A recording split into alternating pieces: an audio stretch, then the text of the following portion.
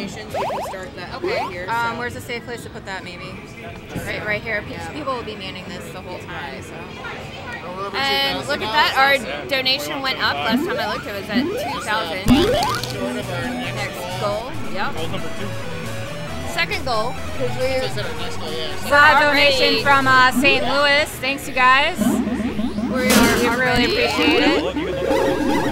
It's actually really cool to set something like this up and have your first goal already met before the day. Yeah, I mean, that begins. Pretty exciting, which means you just raise your goal, like. Right. But that wouldn't have been possible without all of you guys out there, so thank you so much for supporting such a great cause. We had a couple kids already come in today, and actually, we're really excited about this event. I think we're going to interview someone over here in a little bit, right? One of the kids that, well, it's the sister. Her brother is too sick to come, but they are beneficiaries. All right, this could be deadly here. They're both on their last lives. They're fighting over this snail pretty hard right now. Oh, there it is. Yeah. And yeah, Juan was trying to walk away from playing the third map, and Jonathan's like, no, we're playing. And day map again, I guess. Yeah, why is it day? Maybe they accidentally hit start. That looks like a giveaway. I'm not sure what's going on. I think it was an accident. It was an accident. Yeah, it was an accident. So they're just killing it to do the dust. He's letting Juan have a taste of victory right now. Yeah, you're up. You gotta play Jonathan. Finals. Good luck. So this is all. No, I'll compensate for you. We were talking earlier about how you guys are married and you get really competitive. Yes, we Sometimes do. We get very when competitive. you're cleaning against each other. We get competitive in everything in life. It gets intense, but they're awesome. I mean, you guys have a great marriage. Yeah, it helps us balance out things. You know, we just we just have to do it fun. How much fun have you had? I was saying earlier, you guys have traveled. Oh yeah. Play, Yeah. We've been to Chicago and we've been to Minneapolis and we've been to Dallas. Right. Although Dallas. Dallas has this awesome. They have 2 cabs. They have 2 sets of cabs set up side by side. It's a great opportunity for it's a meadery. A meadery. I have never seen so many flavors of mead being offered. Yeah, they've got like 20 plus flavors of mead. That's crazy. Well, cider. It's mostly cider, I guess. Cider and mead. But they do have mead. They do have mead. They have like 8. They have like 8 meads. So are they called a cidery? I think maybe it's like a cidery. But it's a cidercade, right? You pay $10 to go in. Unlimited play. And then all the games are free to play. Yeah, and they have a Darius Burst machine, which is awesome. It's a shmup game. Sorry, streamers. We have a bunch of kids playing Alpine Racer next to the streaming cab right now, so it's gonna be a little loud. We'll try and talk a little louder to talk over them. Yes. So here we go, day map, and it's Jonathan on blue. Yeah, Jonathan is on gold actually. Jonathan took an early kill on Adriana here. Looks like Adriana does have a slight berry advantage at the moment though. So if she can keep this momentum up, I don't think the queen death will matter too much, but she does have to make sure she continues the hive guard, which looks like she's doing a pretty good job of so far. There's too many kids bouncing around over here having it all on the table.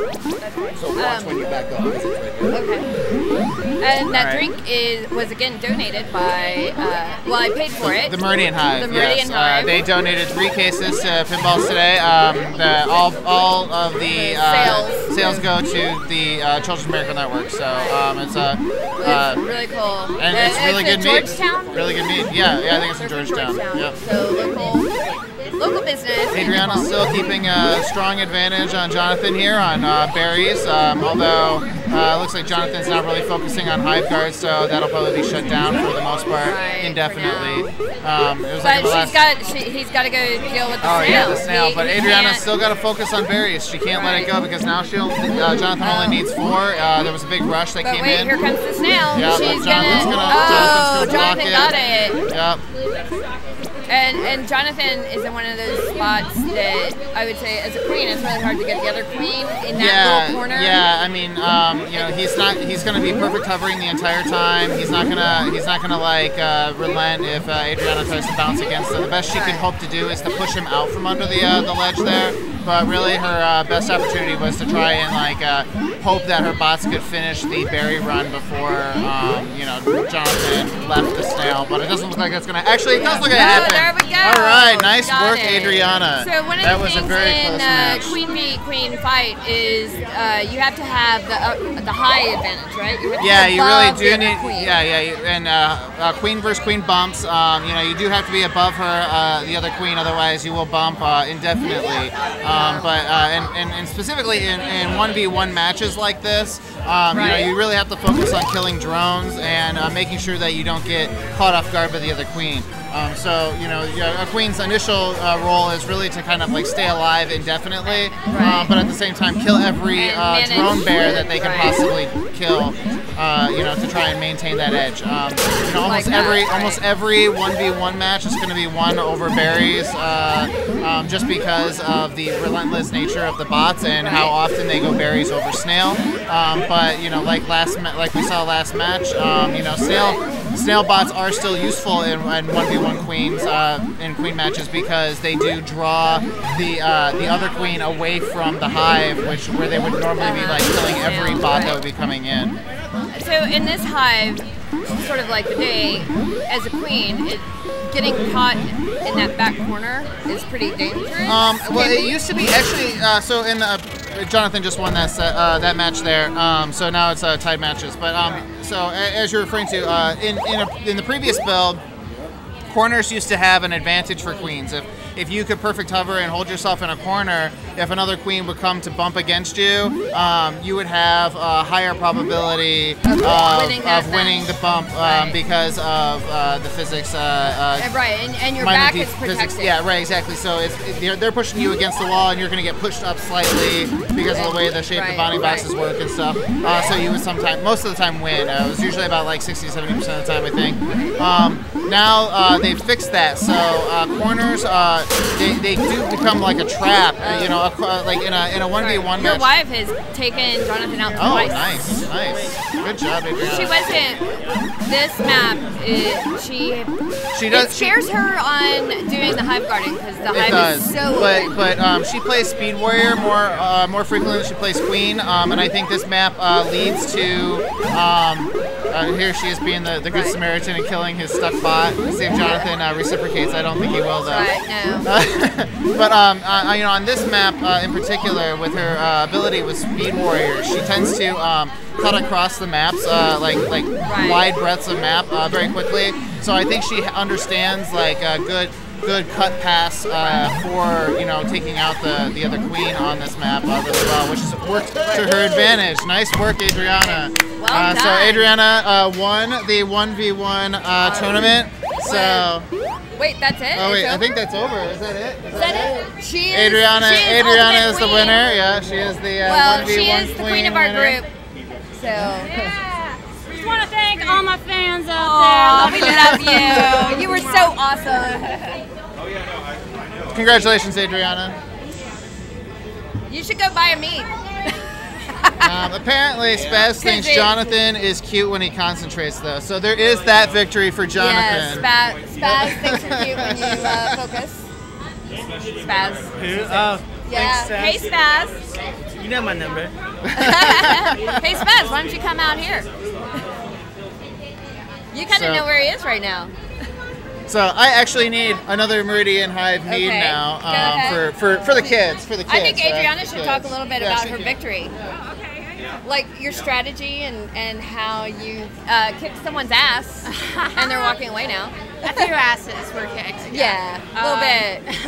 I mean, you had military victories. It wasn't even like you let your bots do it. I did. I tend to go really aggressive on dust map. I think I've said this a couple times, but it's just I hate high guarding against dust map. It is the worst when you're all by yourself. You know, they're coming from everywhere. So yeah, I tended to play a little more aggressive on that last map. I try to be more conservative on day and night and just kind of go for the long haul and try to hype guard my hardest. Chris was Keep an eye on Snail. Chris was saying he felt like that your advantage as queen on Dust map is really because you're such a great speed warrior. Oh yeah, and that's Dust normally my map position. Is I love that playing out. speed warrior. So. And against Speed Warriors, where you go to the gate that has like the lightning bolt first, and then you go to a wing gate and get your wings. Yeah, so you're an extra fast warrior when you go Speed Warrior. Gives you an advantage also when climbing up the map. You are able to ascend quicker. Yes. And I tend to be a little bit more of an aggressive player. I like the queen kills. That's what really gets me excited. So yeah, this is a really fun series. I did not expect to win, so that was really exciting for me. We need to make you a crown or something. Yeah, I don't even queen a ton, but with the new update, I can hold my own apparently. So are we ready to talk to our special really quick guest? tap rates really were tough for me before the update. Yeah. Oh yeah, when I play queen, it's like, oh my god, my arm. Yeah, I just, no matter how fast I would tap, it was always a struggle for me. So we have a special guest, and Jonathan's gonna take care of it. It's someone who is benefiting, well, her brother is benefiting. So she wants to talk. Great.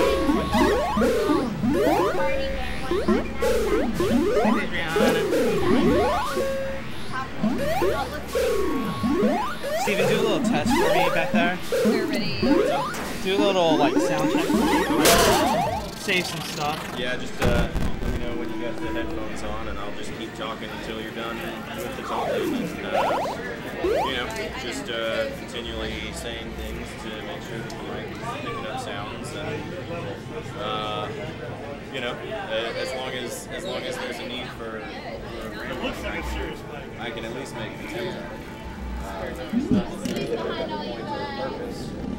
But I'll be stringing words together. I just took a break from that for a moment. You know, had to collect my thoughts, take a breath, but here we are. Jonathan's doing a little sound test, and I'm just talking. I'm going to talk over here for a second, make sure the mic's picking up things on this side. Yeah, and you got to use your voice. Yeah, just try to put a little. Don't necessarily increase the volume. Just try to use deeper tones. That'll travel further, and the mic will pick it up better. Yeah, it's A and D. Yeah. And how's the sound translating through, Jonathan? Yeah, it should be fine. Getting some words coming in. Yeah. All right. So if you're just joining us, we are Killer Queen Austin, and we're running an Extra Life charity event supporting the Children's Miracle Network and our local Children's Miracle Network hospital, Dell Children's. And we actually have a family here who has a story for us, who has received treatment from the Dell Children's Hospital, and they brought some things to talk to you about, and a string of beads that they're going to explain what the meaning of is for it. I'm Jonathan Pollitt, this is Stephen Kalki. I'm TV Bogle. I'm Brianna Bogle. Nice to meet you guys.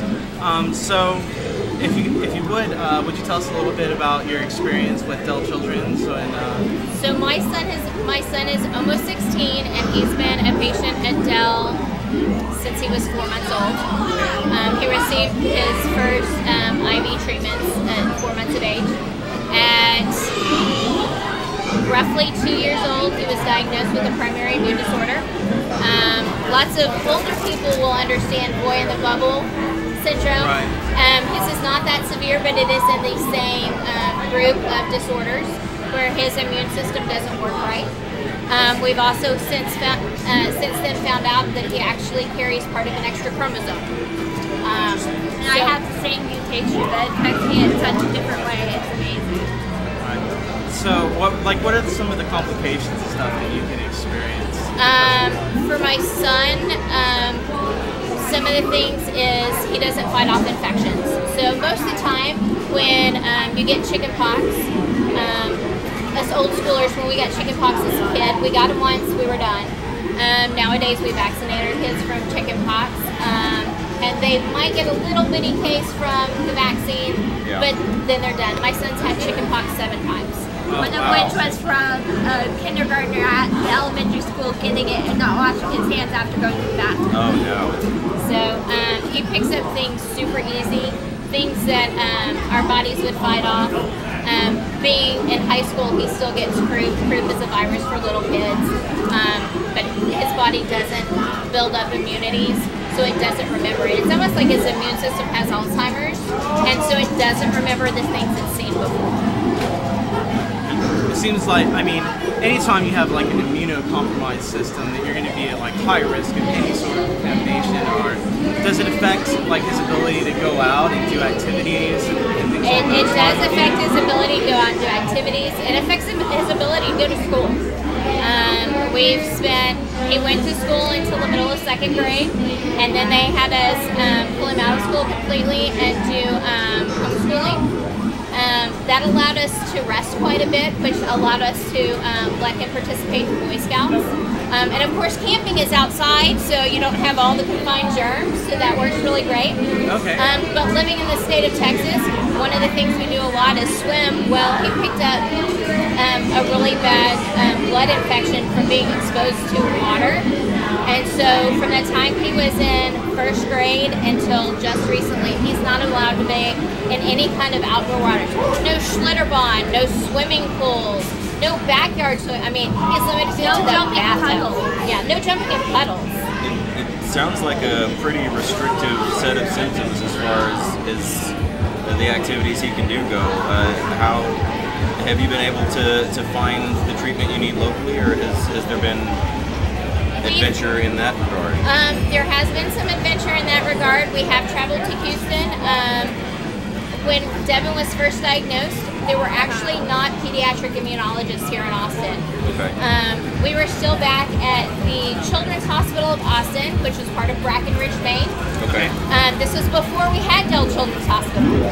So we were receiving treatment in this little bitty hospital. It was a single floor. One of the times he had to have surgery, the 30 pediatric hospital rooms were full, and they actually had us put us in the main hospital on the surgical floor. Okay. So I've got my 2-year-old running up and down the adult surgical floor, wanting to see what everybody's doing in all the rooms because he's bored. And that's what these beads here represent, these fish beads. Yeah, so if you guys would, you've got this huge link of beads here, which is representative of something. So there is a program called Beads of Courage, and it's a nonprofit, and it provides a way for kids to explain their medical journeys through beads. And all of these beads are handmade by glass blowers throughout the United States, or they're clay beads that are handmade, and they tell their medical story. So in this case, and Devin's is miles and miles long. So a fish bead means we've gone out of town. We've had to travel a distance to go and have treatment. We've gone to Houston twice with him. Yellow beads are nights in the hospital. And in here, Devin's got huge sections. At one time, he spent 31 nights in the hospital straight. So these are all consecutive nights? Yes, and there's, unfortunately for us, there's several of them. Yeah. Wow. Yeah. Orange ones represent him having a central line. That is a permanent IV site, whether it's in their arm and it's called a PICC line, or it's sewn in on their chest and goes directly to their heart. So it's not one that they do in their hand. It sometimes requires surgery. Devin had one of those for 7 years.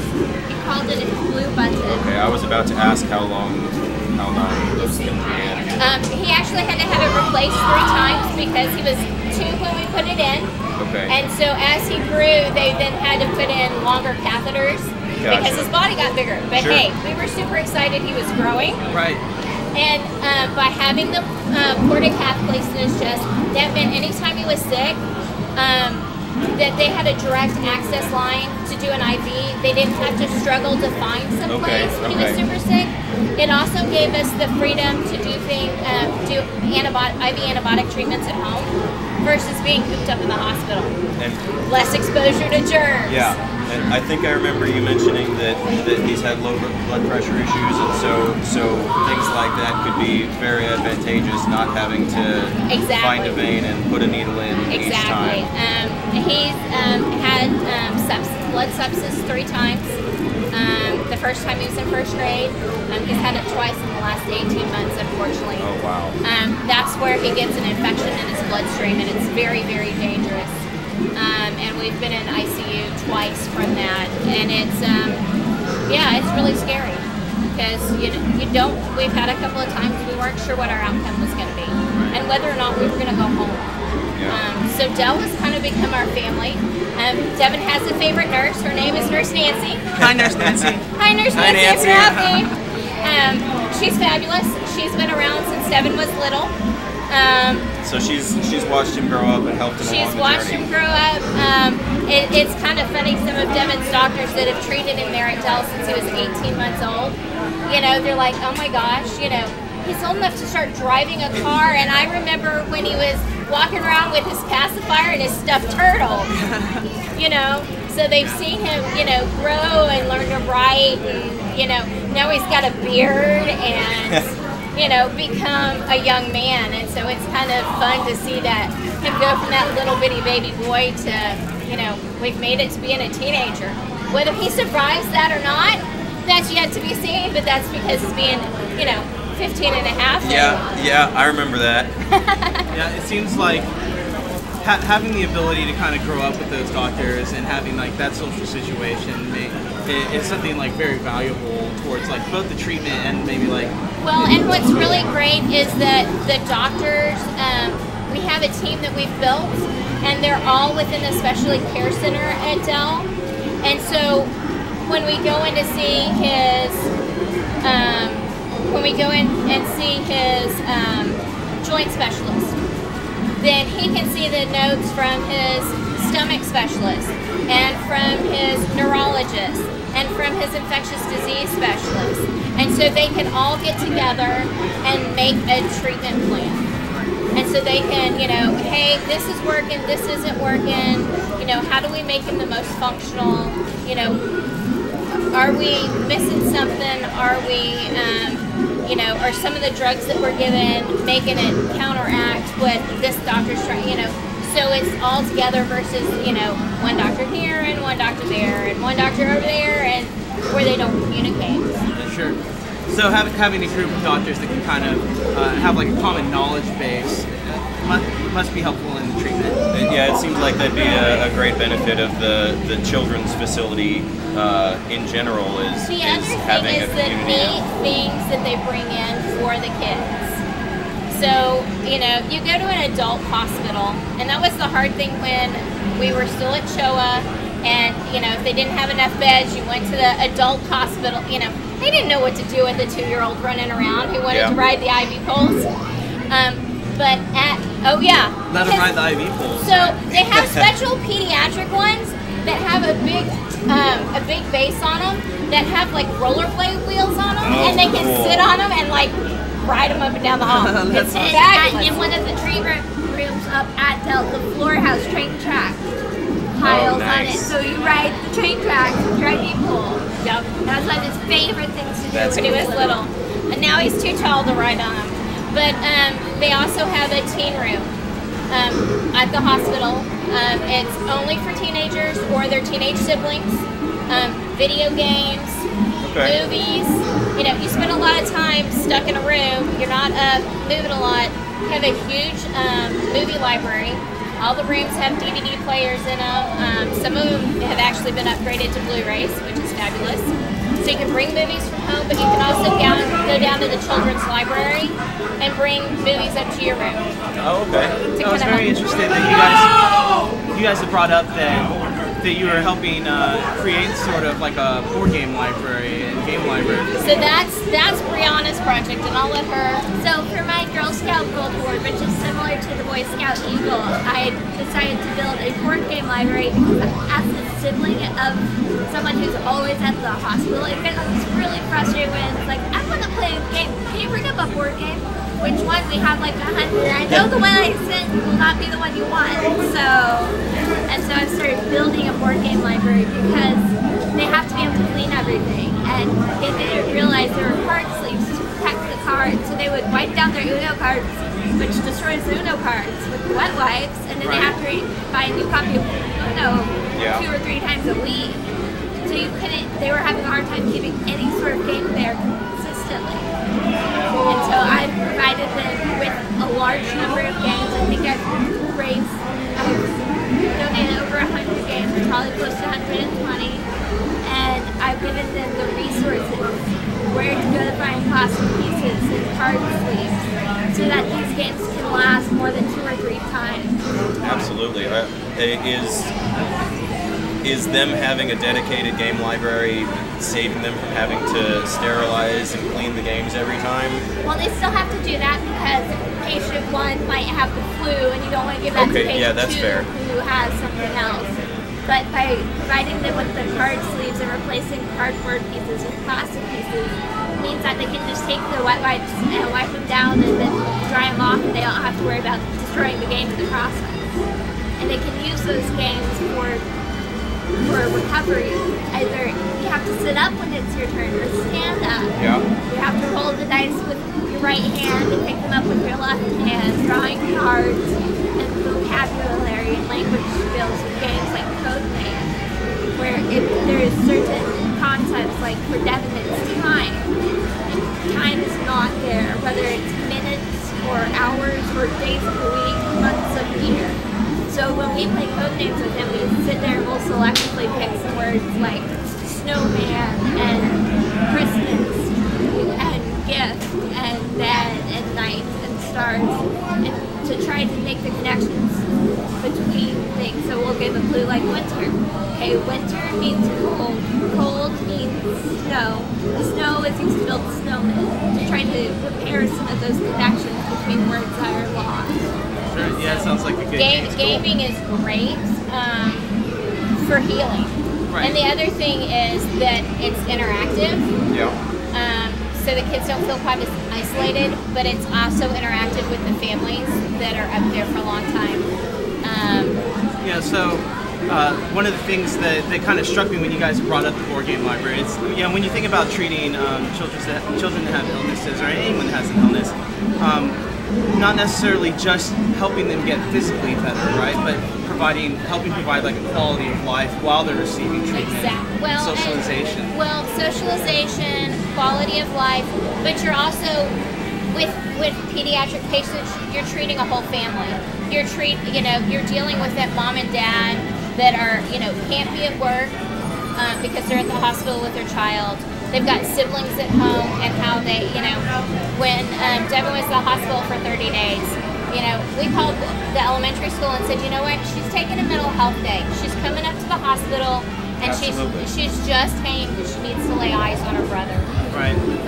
And that turned out to be a great experience day for her, because the hospital brings in special things, and that day happened to be the day Richard Garriott came. Oh, that's cool. He brought his astronaut patches to give out to the kids.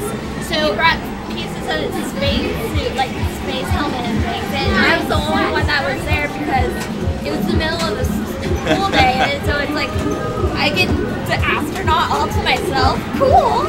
So she got to kind of spend the day hanging out with Richard Garriott. Yeah, so for those of you that don't know, Richard Garriott is one of the creators of Ultima and a bunch of awesome games that you probably have played, maybe don't know, but he's a local Austin game developer. Astronaut Thanks a lot, Richard. Oh yeah, he actually got to go to space while he was working on a space game named Tabula Rasa. Yeah. But good on you, Richard. Thanks for helping support all this stuff. But they bring Jelly Belly. Brings their Jelly Belly truck and brings us cool. jelly beans. I love jelly beans. There's a superhero day, and Spider-Man will actually climb up the side of the building to see all the kids who came out so they of the just had Superhero Day. The Austin APD SWAT team comes in. They bring in their helicopters. They drop, the Joker and Batman and Spider-Man all converge off the side of the building into the healing garden area. And it's really neat because even if you can't get out here room for some of those things. You can see, oh look, there's Spider-Man. He's right there on my window. That's so what an cool. incredible event. Yeah, so it's you know, so they know that the kids are gonna need those things to still be kids. They have playrooms with, you know, it's like going to preschool, and it's got a room full of toys. They have child life specialists that bring things to the kids if they can't get out. They play Nerf guns. They play video games. They'll play anything and everything. The kids get to interact when they're in good health. They get to go to community rooms and they have community rooms that they can play in. They've got art, you know, cafeteria there. Great thing is kids can order food till like 1 a.m. Tuesday through Saturday night. Wait, they've got room service? They've got room service. What? They'll make you pancakes at midnight. All right. Bacon. They'll bring you ice cream whenever you want ice cream. Ice cream, popsicles. You know, so they make it that kid friendly. Yeah. But at the same time, they have things. They have support groups for siblings. They have a parent advocacy board where we're helping teach the next generation of doctors, because Dell is a teaching hospital. Yeah. So, you know, we've got pediatric doctors that are learning. And so we've got an advocacy group of adults and parents that are trying to teach the next generations of doctors. So yeah, and it takes a special person to be a pediatric doctor and a pediatric nurse. Yeah, I bet so. That's I imagine there's a lot of that right kind of patience to be able to. And dealing with the kind of suffering. Yeah, to deal with the children and the families and nobody's really having a good time. So you have to kind of turn that situation around and show them that there still are good times. Exactly. And it's hard as an older sibling because I have my own medical issues because I have the same duplication that Devin has. And there are times where I will be like, okay, I cannot feel bad today. Mom has 20 doctor's appointments for Devin, so I cannot have a bad day. I cannot crash today, and things like that. So how does your condition affect you versus the differences in your brother? So I don't have the immune disorder part that Devin has. I have a type of dysautonomia called POTS, and basically what it is postural orthostatic tachycardia syndrome. And basically what it means is anytime I change positions, the blood vessels in my body don't constrict enough to keep my blood pressure up and keep the blood pumping to my brain. So I pass out. And so trying to manage things like that, and I have a connective tissue disorder, so I have to wear braces on my ankle for the rest of my life because I was dislocating my ankle and I dislocate the nerve bundle on the tip of your elbow that's responsible for the funny bone sensation. I was dislocating that, and they were worried that I was going to actually paralyze my arm. Oh, wow. They didn't get under control, and for a while they were considering doing surgery to move that bundle so it wasn't popping out. Luckily, with therapy, we didn't have to, but that's good. We have a fabulous hand surgeon there at Dell that knew the right kinds of things to treat it and was able to, you know. The best thing was that he's like, I don't want to do it. I want to try therapy first. He sat down and he called the therapy center and said, you are going to get Brianna in, you are going to get her in tomorrow. I don't care what the insurance company says, make it happen, make it reasonable. And we were in the therapy room the next day.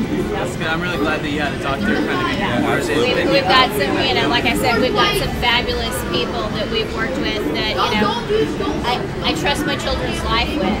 And it's, you know. Some of the doctors that have been treating Devin since he was an infant, there have been times where Mom and I will be visiting a friend who has a broken bone or something or is recovering from surgery, and they'll be walking down the hall and going like, which room is Devin in?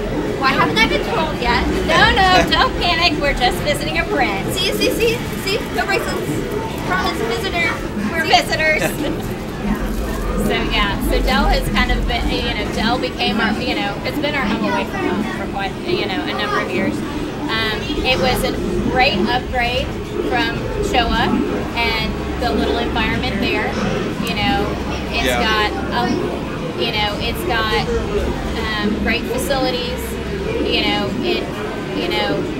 And every place throughout the hospital, it's got places so you know that there's still kids.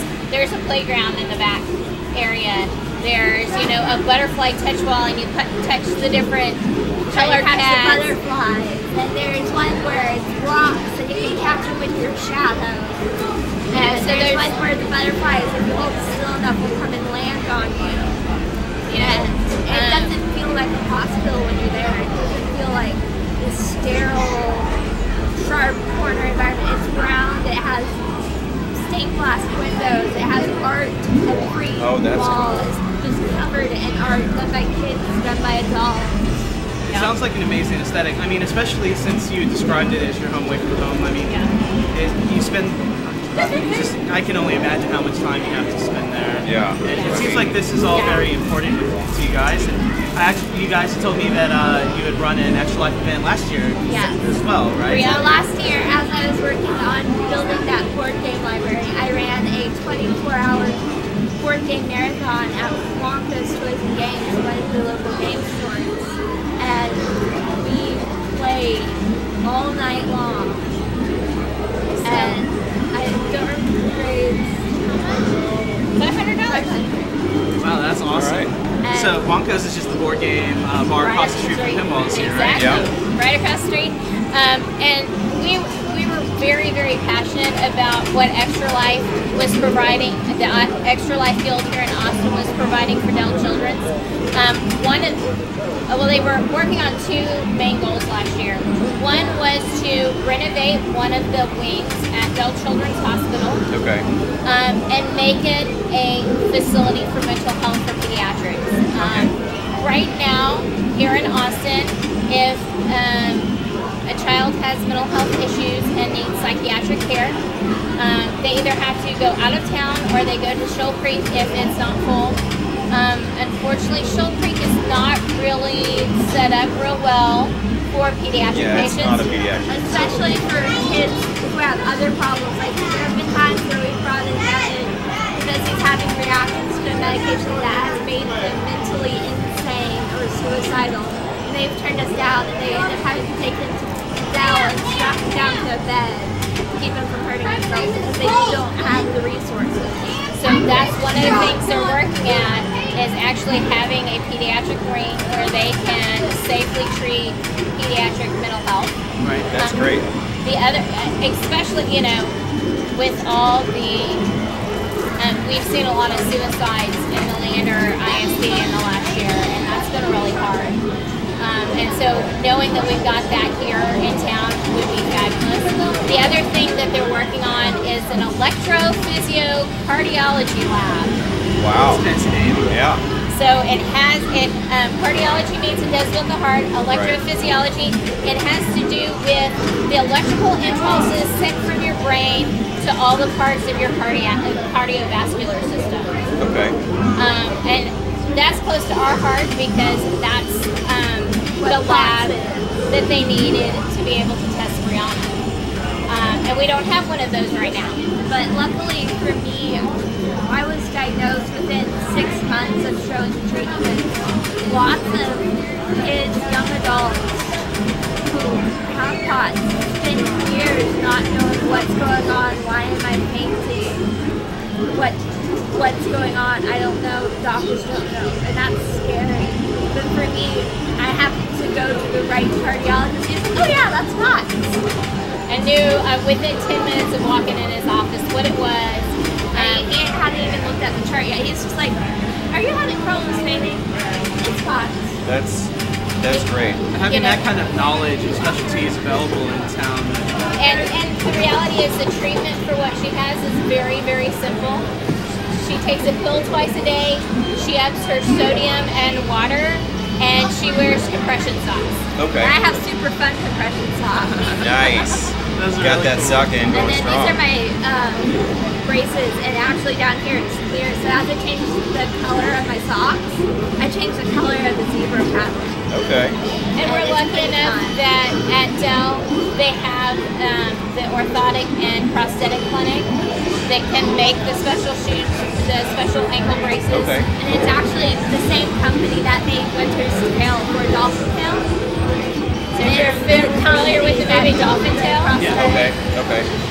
it's the same clinic group Got it. that made Winter's prosthetic tail so she can swim. Cool. Oh, nice. So it's great to have a pediatric group that does that. And they have great fun prints for the kids. Flowers, butterflies, princesses, fairies, superheroes. Zebra print, which is close because zebra is the awareness ribbon color for invisible illnesses, which is invisible and rare illnesses, which is what Justin and I both have. Okay. So Yeah, I'm consistently impressed with just not just the treatment, but like helping keep it in theme and maybe like just helping them keep their childhood going, right? Yes. And helping the entertainment factor on that front. So it's not just about physical health, but more about and also about mental health. It's healing of the whole child. Right. and that's the part that lots of people don't realize. They're like, oh, it's a doctor. They deal with you being sick. No, they also deal with sibling that's like, is my brother going to come home from the hospital? Is my little brother going to meet me to heaven? I mean, there was one time when he told his grandma, Devin told grandma that if he gets to heaven first, he'll wait for her. That's a hard discussion to have with your 2-year-old. Right. You know, and for him to have that awareness at 2 was. Yeah, I mean, just comprehending it, much less like being able to process and deal with it. Yeah. Must be just an incredible. And then there have been those days where mom will call and say, hey, go ahead and go open Devin's bedroom door, start getting it all rinsed out and things, flush out the stink smell in his room and things today. Because we're coming home today, 30 minutes later, never mind, we're now in ICU. And I'm like, what happened? So, you know. So it's been quite a little ride. It is a ride, but by knowing that we've got the children's hospital there, that we know we can rely on them, you know, it would be great to be able to bring some more specialties, especially as Austin is continuing to grow. Like dysautonomia, for one, because it's not just POTS, it's an entire spectrum of things, because it's anything that has to do with your autonomic nervous system, breathing, your heart pumping, all your organs doing what they're supposed to. Those things you don't think about, but your body does on its own. And right now, me and my little brother both are having some other problems that we think are dysautonomia, but there isn't another dysautonomia specialist. There's only the one doctor, and he only does the POTS. And so the nearest is in Houston or Dallas. And when you're sick, that's a far, that's crazy far to go. Right. It must be a hard journey too, and just like travel expenses, going out there, being away from your home and other like friends and family. Well, you leave your family support, you leave your church support, you leave your friend support. You know, you leave your doctors that know your child, that have known your child. And also, when you have eating disorders and sensitive stomach, you have to pack your own food, and you have to pack all that medication, and it's a lot of stuff. That travel is a big checklist. I mean, we went to Disneyland for a week for Devin's wish trip, and we had like 10 bags of stuff. Wow. And most of it was medical equipment. It's like, and getting through airport security was hard because every time we turned around, they're like, oh no, what's that? Medical equipment. Are you sure? That looks like mom. No, it's medical equipment. We promise. But it's amazing that you guys were able to. We did. And have a week away at Disneyland. We actually had to reschedule it because we were supposed to go while he was in the hospital for the 31 days, and the doctors were like, no. So we rescheduled it to July. Disney was fabulous. We were there. He got to meet Darth Vader. Oh, cool. So Disney worked with you on the experience. Oh yeah. Yeah. So and they actually had a special pass that would show, and if Devin wanted to ride the ride 3 times in a row, we didn't even have to get out. We That's cool. show the pass, and they would send their cart going again. Yeah. There were times times. And I got to a point where Dad and I are in the back of the roller coaster going, All right, little don't ask him again. Nope, we got to get out now. We're going to find our, you know. We didn't have to wait in line. They even had a special genie room where you could go and rest during the day if you got tired. And it was a couple of good hours. So That's great. And they found out that her, when we had to reschedule, that her 10th birthday fell during the trip. So they brought Fairy Godmother out, and she did some special things for her too. Disney was fat, and it was great to have that moment away and just be kids. Yeah. And, you know, do the things happen. Yeah, it was fabulous. You don't get to go to Schlitterbahn. You know, I imagine even with all of the medical routine there, it's still, to a degree, that's just the routine, and you're away living life. Exactly. Well, and not only that, but because all of our time and all of our money go into medical, going on a vacation doesn't happen. Because it's, you know, this medical cost or that medical cost, or like I need major oral surgery because of cranial facial deformities from the genetic thing. And so it's like we do that versus we're not taking out money for college, things like that. Yeah. So I wanted to take a moment to introduce you guys. This is Megan. And Megan is our Dell Children's representative for Extra Life, and she's helped us organize the event and everything. And she's going to take a moment to sit down and talk with you guys. Sure. Hi, I'm Megan with Dell Children. I'm Tammy. Hi, it's nice to meet you. Hello. How are you guys doing? We're doing fabulous. Good, good. Well, I work in the foundation, and I actually manage the Extra Life program for the hospital. And so I'm so excited to be here with you guys today during your live stream with the Killer Queen group. Really, really appreciate the support, and so excited to see that we have a real family here that's able to talk about their experience with Dell Children. We really appreciate everybody coming together for Extra Life and gaming for good and making such a big difference in our community. And I know you guys are, you guys have been gaming here since 9, 10 today? How many hours in are we? I got here around 10:30 or so. They were already here playing when I got here, so awesome. Who knows? They might have been here all night. They might have slept here. Well, it's really wonderful to meet you guys. I'm sure you probably have already shared your story for the folks on the stream, but I'm just meeting you for the first time, and I see that you have a lot of beads over there. Seems like you've had quite a journey. I have. Yeah. So my son's been a patient since you guys were back at CHOA. Yeah. Okay. He'll be 16 in February. Wow. So Dell Children's has been open. They just celebrated their 10th anniversary. That's right. Has it been that long? It's been that long. Okay. Yes. So yeah, it was a great big move from little big CHOA to the big hospital. That's right. That's right. There's a lot of parts of Dell Children's that, you know, since it became a freestanding hospital, when they moved it over from Breckenridge, when it was Children's Hospital of Boston, there are ceiling tiles that they pulled down from that hospital, and all the kids did artwork on them, and so those are all framed along the hallways. They used to be on the green unit. You know. Yeah. You probably know the hospital better than I do. There's the Pooh Bear. There's the Pooh Bear that was for the outpatient pediatric cancer center, the bronze Winnie the Pooh statue. Oh, and it's now in the and it used to sit in the hallway there, and now it's in the pediatric waiting room, oncology waiting room. Okay. Still there. He's still there. He used to be a thing. We'd go up there and Hush Pooh Bear before Pooh Bear treatment. Yep, it was a whole thing about gotta go see Pooh Bear. Yeah. Everybody loves Pooh.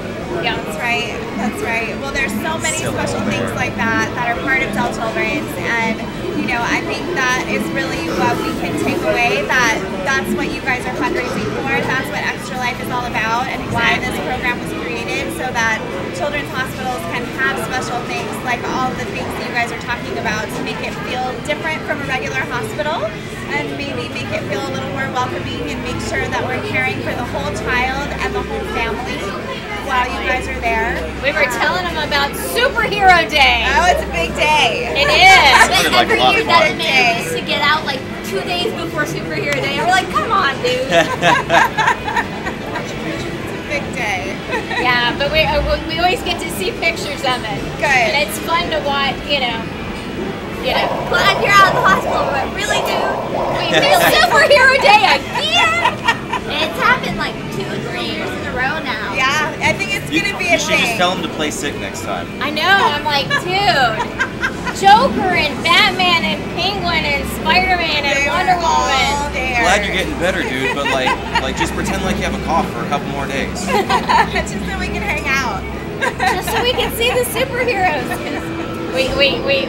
A friend of ours, her son was in the hospital at the time, and so she's showing all the pictures, and we're like, oh man! I wish we would have been there. You never really hear people say they wish they would have been in a hospital, so I'm Of so all glad. days that you chose the hospital, you chose the day after or the day before Superhero Day. Like every time. Maybe you'll catch him next year. We have gotten to meet the Harlem Globetrotters. Oh, cool. The UT football team comes in frequently. Okay. Yes. We were telling them about getting to meet Richard Garriott. They bring NASCAR sometime. Wow. Yeah, my son liked that. He's like, oh, check out the car. So it sounds like they're really doing everything they can to make sure that this unpleasant experience is the best it can Most be. definitely. Best it can be, absolutely. You know, video games that come to the room, movies. That's right. Pokestops. Oh, that's cool. Yeah, there's a couple Pokestops where you can They got a whole bunch of Pokemon trainers in the hospital. So are you guys big gamers? We are. You are. So have you been participating in Extra Life since before this or no? Yes, we were participating in a board game marathon last year. Tabletop stuff. That's Yeah. fun. I love it. We're Well, that's tabletoppers. a great message to share also, that even if somebody wants to do Extra Life but maybe they're not big video gamers, they can still play any game they want. So it's such a great program to tap into this community of folks that maybe we never would have been able to tap into without a platform like Extra Life. So we're so proud of the way that this program has grown. It's raised over $30 million nationally since it started, and a little bit over $2 million here locally for Dell Children's Medical Center. All right. And we're really, really excited and hoping that we're going to go and hit $1 million this year with everybody doing everything all across the city. So we're really, really excited and proud to partner with groups like the Killer Queens and, you know, everybody out in the community that just wants to get together and game for good. It's really making a difference in our hospital, and we're so grateful. Yeah, we were excited to see the beginnings of the electrophysiocardiology lab. Yes, we're working a lot on the cardiology lab right now. That's a big initiative for us. That equipment advances so quickly, and so that's something that we constantly have to be fundraising for, because we want to stay on the cutting edge of all that technology that's out there, so we can make sure that we're doing the best procedures for our patients that we can be. Exactly. So that's a big focus for us right now, for sure. Exactly. Yeah. We've seen, you know, we've added a new wing to the hospital. You know, that's right. The third bed tower. South has arrived. Yep. Nice. Third bed tower came up. So another big initiative that we're working on right now at Dell Children's is actually transforming one of the wings into an inpatient-outpatient mental health unit. Yes. So we're They really. were just telling us Were about you guys that. telling? You guys probably can know more about Dell Children's than I do. Probably.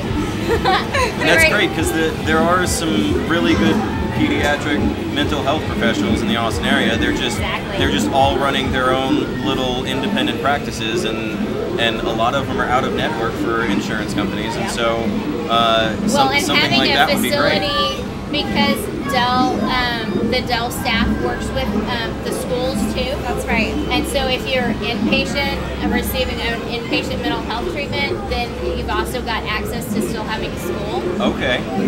Because they do have a hospital school team where you can still do school while you're in the hospital. And so they're working with the same basic curriculum that you'd see if they were in the classroom. They work with the local They school. work with AISD. Okay, great. Right, and so actually, as a matter of fact, all of the Austin Independent School District nurses are Dell Children's trained nurses. So we have a very, very robust partnership with AISD and work with them on a lot of levels to make sure that we're caring for kids in our community, maybe even before they have to get to us at Dell Children's. Well, and we've seen the introduction of Aggie nurses. I see your Aggie gear. We get lots of ACC nurses. Yeah. We get UT Longhorn nurses, Okay. but now we've added the Texas A&M nurses that we started It's seeing. true. It's true. There's a little display for them in the cafeteria right now. I saw that. Right. The Aggies are on one side and the Longhorns are on the You other gotta keep side. them separated. We know how it is.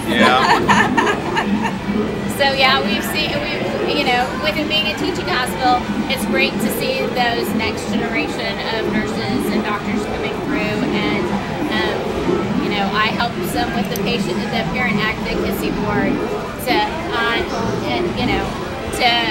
help train them, because sometimes they get kids in there very cut and dry. Hey, this kid's got an appendix. This kid was in a car accident. This kid fell and broke a bone.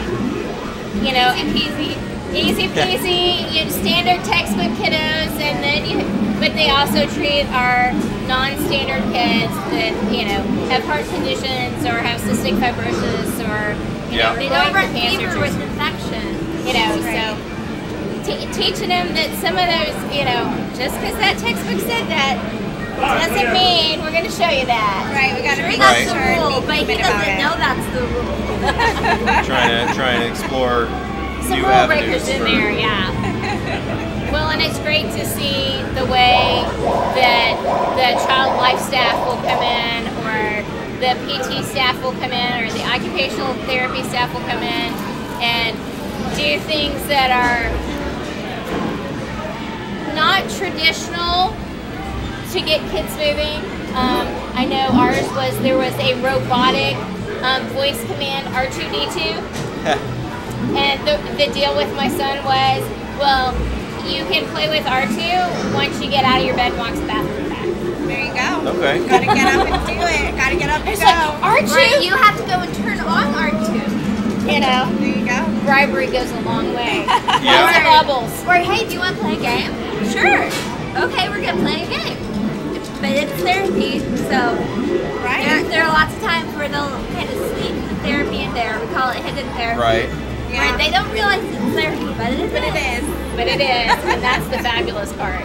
Just encouraging them to think and work in different ways. Because if you just say, hey, we're going to do this for the next 15, 20 minutes. No, I'm not. But if you have to draw a card with one you have hand to draw, and it play says with in the the other. book, you have to draw with your right hand, play with your left hand. Yeah. Or smart one stuff. of the ones was after Devin had a major back surgery. One of the ways they could get him up and out of bed was playing a game called Zombie Dice, and you're a zombie running around trying to catch brains. And do zombies go around eating while they're sitting down in bed? No, they're standing up when they eat. So you have to stand up when it's your turn. There you go. Dad stands up and rolls the dice, and Mom stands up, and Grammy stands up. And the nurses Yeah. get in on it too. Oh, yeah. And so Well, before it long, sounds we like have everyone do sounds like it's a great overall experience that they're putting together up there. It is. It's fabulous. If you have to deal with it, it's a great way to, like I said, the night and day difference from when we started back at Showa to having Dell Children's and freestanding. Yeah. It's, at Showa they were doing the best they could with what very limited space they had. Right. it was very We're so excited to be able to offer those kind of resources to our community and know that it's made such a difference in the lives of families like yours. Yeah. We're so grateful to have partners like you guys in our community that are taking responsibility for making this hospital what it is and keeping it running the way it is through things like Extra Life. So thank you for what you're doing. Absolutely. Yes. Thank you for coming out and working with us, and thank you guys for coming out and talking to us. I know we've been sitting here for a while. I love sharing with the gamers so that they know exactly what they're supporting. Yeah, and Let's go play maybe some games. maybe we'll sit down a little while later and do another little brief blurb. I think I'm ready to go find some Miss Pac-Man. Yeah, absolutely. Let's take a break from all this chatting and go have some fun. All right, thanks. Bye, guys. We're gonna have to help with this. Yeah. We're all tangled together now. Great. Oh yeah, it's coming along very nice. So fun. So glad, and I'm it's awesome to meet this family. I also met Brandon. I love it. The stars align pretty well. Yeah, the rest of your events going for They're going well. I'm gonna after I leave here, I'm gonna head up to Microsoft and the Domain. They're kind of my other public gaming space, and there's been different groups doing their game days at different days. So I've been like bouncing around all over town for the last couple weeks, and then people will keep going next weekend also. So it's kind of like a month-long extravaganza for me. Oh, right, yeah, it's the main game day, right? But yeah, it's continuing. But everybody does their own thing too, which is great. I love that everybody can do it whenever it works for them. But yeah, today's the big day, so we're excited. We're excited. Yeah, and I heard about the donation of meat that you guys got, and some of those donations are going to go to Still Children. Yeah, it's the only thing coming out of it is just like the tax necessary for the state. Great. Nothing to do about that, but so great. I love it. It's cool. Yeah, the Meridian High people were like super supportive of it, awesome. and actually had also. I got a couple more stops to make today, so I don't know if I'm going to start on the meat yet. Fair. But I was telling Greg I would love to send them a personal thank you from the hospital, so I want to make sure I get their information. Absolutely, yeah, we're going to get all that information out to Greg and you. I'll probably send it to our email chain. Sure. And, yeah, he also has a child that was treated as yes. So there's so many connections. It's incredible. It's incredible. But with a hospital that's as far-reaching as Still Children's, you're always going to find those kind of connections. So it's so special. But I just really appreciate everything you guys are doing out here. This is so awesome. I love it. And if there's anything I can do to help, please let me know. I got a post up on our Facebook page this morning to promote y'all's stream. Awesome. And I was telling Greg, I dropped off some tips treats for you guys. Okay. And there's a little surprise for you later, so you can ask him about that later. Okay. But I just really appreciate you guys. Thank you so absolutely. much. Thank you so much, Megan. Absolutely. Absolutely. And I have already kind of started having some preliminary conversations with the folks that have been running the guild so far, just to kind of tee it up and say, listen, after game day, I think I have some people that are really interested in kind of taking the reins. So after we get through this game day, maybe we can all meet at the hospital and kind of talk through a transition. Yeah, absolutely. Okay. That'd be awesome. Wonderful. Well, thank you guys so much. Thank Really, you so really much. appreciate it. This was awesome. Good luck with the rest of your trips, and thank you so much for the support. Thank you for doing And this. we'll definitely do some more. And Yes, next I year, can't we'll wait to hear how it goes. My last update, you guys heard about like 1,900 or so. So we're at 22 now. Okay. We got like a little running tally. I watched a couple of donations come in while we were doing the interview, and Awesome. Yeah. So you guys will be able to rerun that stuff throughout, right? Yeah. The interview? Okay, perfect. Well, what a wonderful family to have up here, and I love that they brought their beads kind of as that visual. Yeah, that was so cool. It's so powerful. And that we got a little explanation of the story behind the beads and what they mean, and It's pretty incredible, huh? Yeah. Especially when you learn what they mean and you see how many there are, it's pretty astounding. Yeah. So I'm so proud of you guys. This is so awesome, and I can't wait to hear how it goes. Yeah, I'm sure it's going to go great. Thanks a lot, Megan. Absolutely. Thank you guys. Have a good day. I'll be in touch. Yep. So we need to readjust the microphone sound volume. okay, it was set for back here. We need to. Got it. I've lowered the gain a little bit, but we'll have to like listen in on the stream. Okay. See how that's going. These chairs back.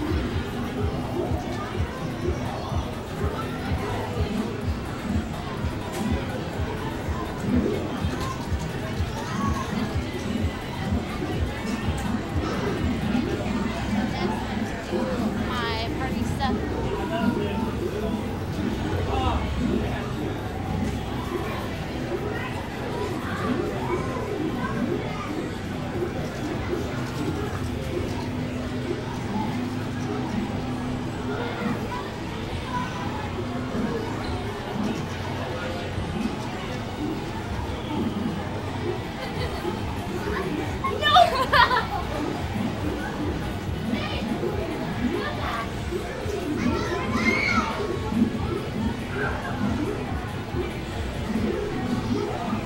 Hey guys, welcome back to me, right? Because you guys have been here in a little time, but we are doing an Extra Life charity stream that supports the Children's Miracle Network and our local Children's Miracle Network hospital, which is Still Children's.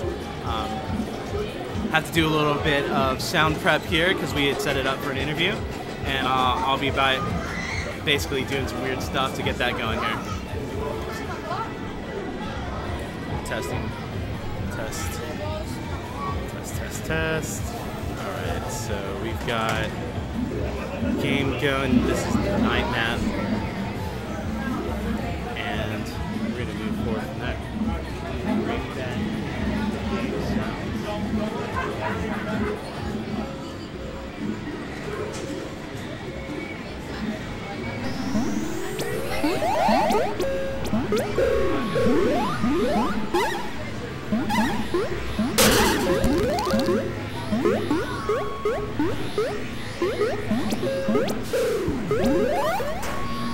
Hi, Jonathan. Hi, how's it going? Who's making faces? I don't know. What's his name? Malls Rise. Yeah, so I'm basically trying to get the sound going.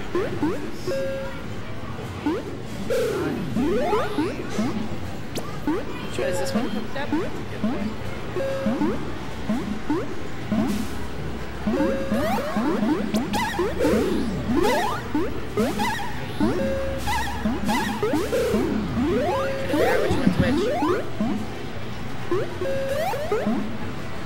Okay, so I think that one's probably connected to. This one sounds like the game. Yeah. I mean, it could be a little louder, Yeah, but so this one's coming from this the is the feed. microphone directly. So if you would listen to that one, and Then let this me one is know, from the game. Yep. The microphone volume compared to. I'll probably just do a little bit of commentary as it's going. Who's got one pair left? Actually, they just won, so that's a very victory for the team. Next up's going to be the Dust Map. Dust Map actually premiered here in Austin, Texas at Dash 1. And we were the first state, I believe, to get it. There's such a delay. I can't even hear you. But you can hear it. Yeah. Essentially, is the volume okay? Does it seem to be up more? I would say the game needs to come up more. Just a little bit.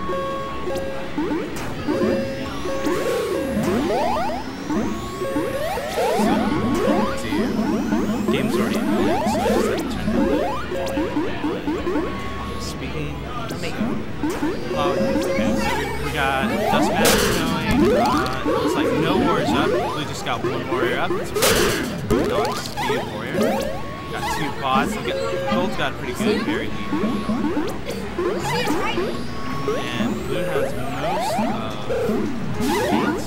We got a clean flash going on at the screen wrap at the top of the screen. The game's overshadowing you now.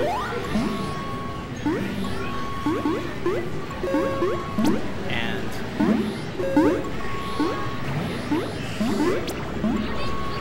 Blue's got most of the gates except for the bottomless speed gate. Gold's going to probably try to get his team up if he can manage it. Have a little bit of military presence. Right now, they've got Queen and two warriors up. No military presence. Good kill on the Gold Queen here. And Gold's going to manage to sneak away that snail before they have a chance to get in. Oh, huge kill by the Blue Queen. It's going to probably let that snail go right in. Gold's going to try to wrap. Oh, just in time.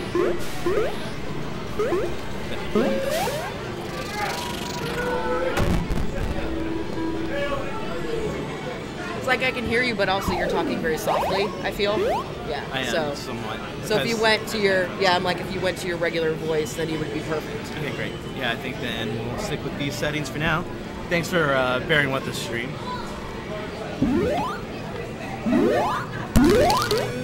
But at least you can hear the kills in the background, which is what I think we needed.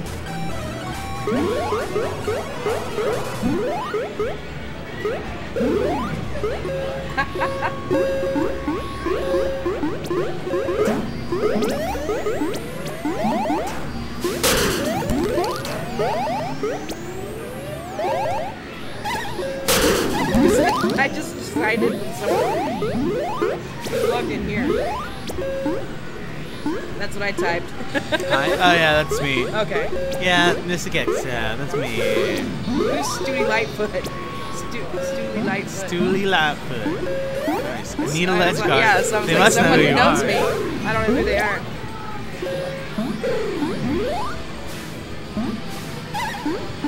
It was like I had to rip off my unicorn ears for a second there.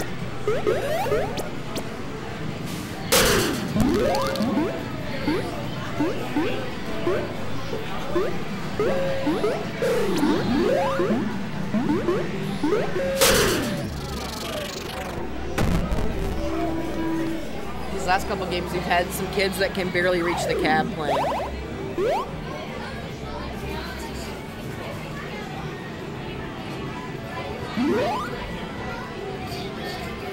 Oh, is it Carlos? He's from Columbus.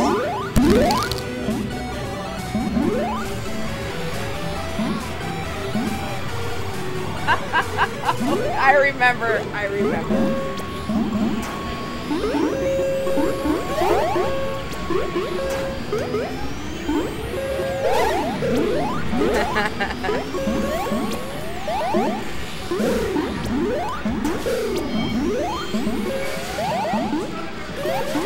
So it's about 2:22, and we've got just over 12 hours left in the stream, depending on whether or not we're going to do daylight savings time here at Pinball.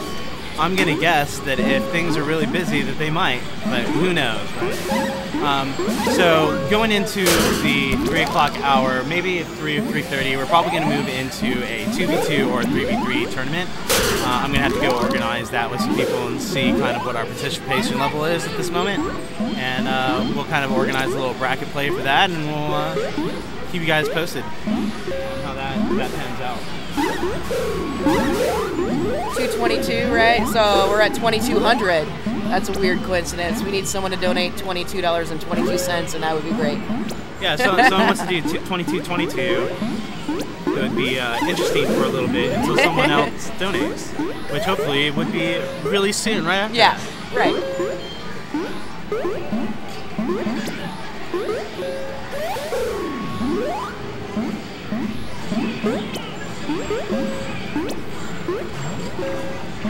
Alright, I'm going to attempt to go get the next set of tournament things organized.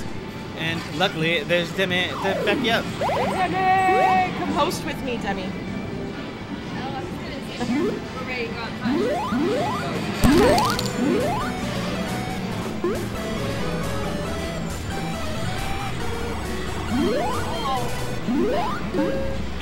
Our donation is up a little bit. So we still have a lot of kids playing. Yeah, it's cool. The ones that are playing right now can barely see over the cab. You see them, they have to put their hands up like this to even hit the controllers, and then their necks are. It's pretty great. It's good to see some young kids. We're always welcoming some young players, and we take care of them. So we got some young players, and we'll only put one experienced person on the other side of the cab. Right. We recognize who's queening to make sure that we don't. Right. Give them a couple of wins. Baby queen. Right, but also to teach them about reality, right. You do have to. Eventually you kill them. Eventually you kill them, yes. Because, not everyone can win all the time. So we teach them life lessons. Oh, go get that snail bot, blue team. There we go. I think Dad's in there too. One of the.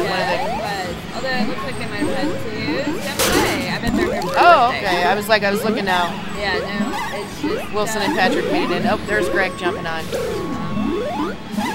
It's the full-size boys. Ah, yeah. Oh, we got some interesting kids here as well. It's kind of interesting to see everyone walk by and wonder what is going on. It's kind of rare for us to be out here on a Saturday afternoon, so I'm sure they're all questioning why are we here? Playing? But to raise money, which we've gotten a little bit more. Yeah. We just need a few more people to hit the next target.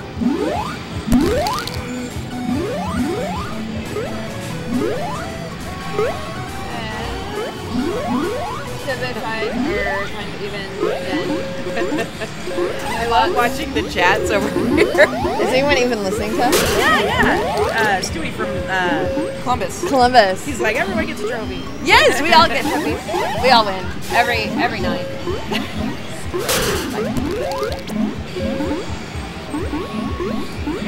And we're about to have some kids playing on the snowboard, so sometimes it gets noisy. Really weird.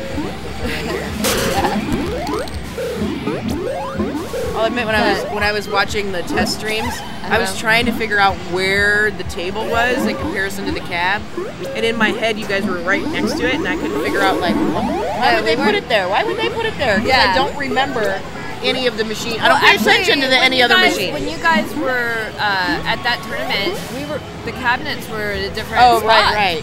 So we were actually sitting sort of out in the restaurant. That was nice. So it was a little crowded though, so I think that's why they brought it back. So the blue team is about to win on berries. Oh yeah. Which, Blue team and Donnie's queening on gold. He should know better than he's keep an eye on that hive. You know, I guess I think this bot's gonna run this last one in. Maybe no. Oh, now he's got it. Maybe he thought he would let Lance get a few wins in as queen. Yeah, Lance has had a rough day. There it is, blue team. So I heard they're going to line up a 3v3 tournament. Yes. Yeah, I don't know when later. Down right now. Yeah.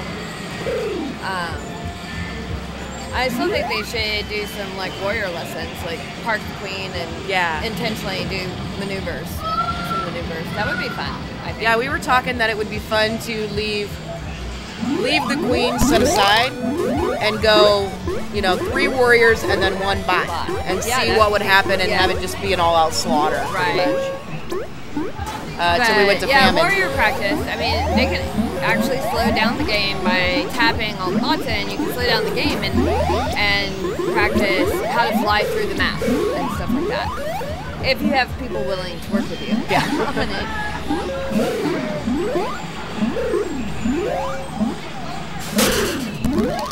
And it's definitely a great way to learn or take your skill to the next level. Yeah.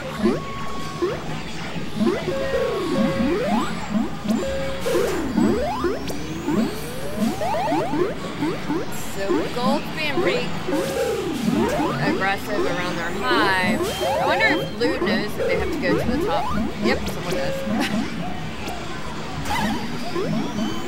Yeah, I'm like, is Lance still queening? Yep. Yeah, he is. Gotta keep an eye on that bot running snail. There he goes. Oh. That went well.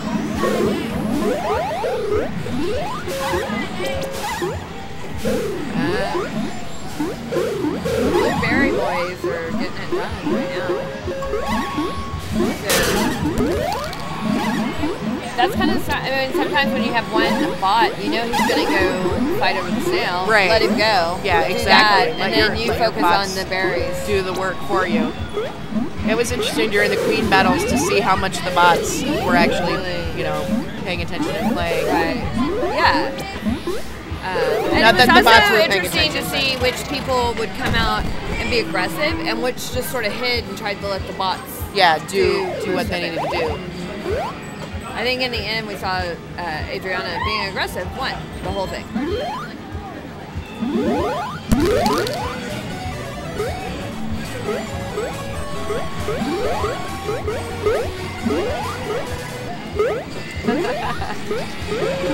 Wait, it was for a minute I thought all the bots were going to get stuck.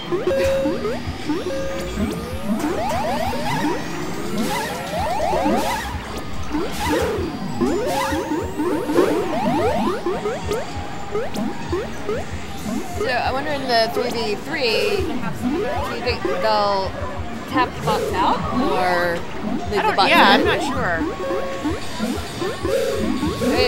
To tap the bots out, which basically means you hit the button like someone's going to play it and then you just park it, can really change some of the dynamic of the game.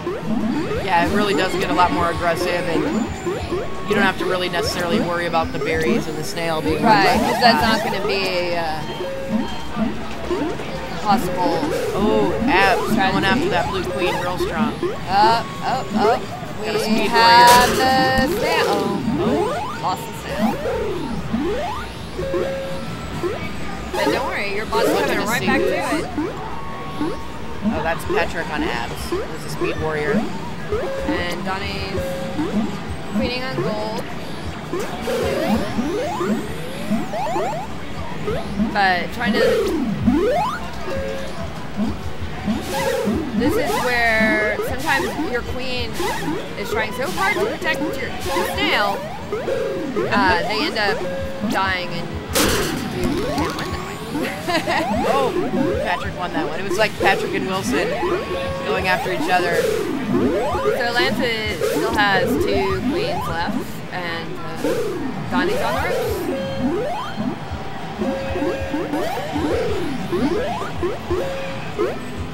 This seems like some pretty evenly matched teams that This is a you very really long have to match. pay attention to the entire board. Oh, look, blue. Yeah, one this more. berry. This is it. Here comes the winning berry. But can Donnie keep it out? Can Donnie keep that berry out? And give his guy nope. He got the other 2. Yeah, sometimes it's just keeping that last berry out, and the tide turns and you win the game.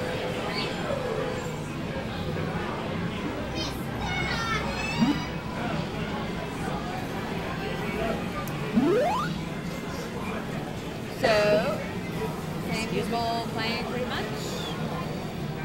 A little more explaining for some new players.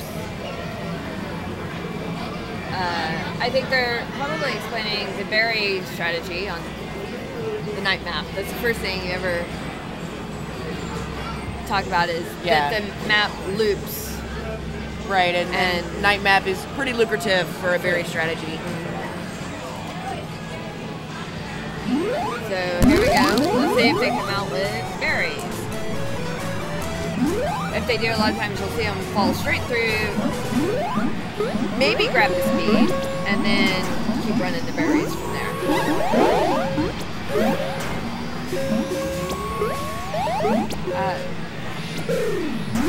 Oh no, we're going speed warrior.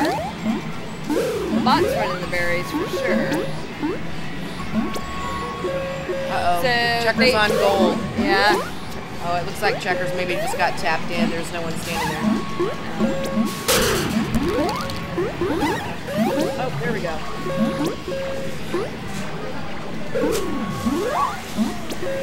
So gold's moving ahead on the berry, running.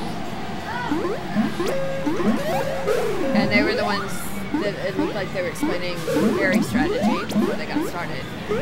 So that seems to be working.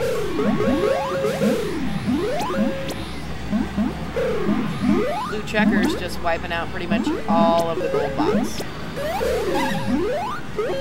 Do you ever get messed up by the mechanic of the rope there?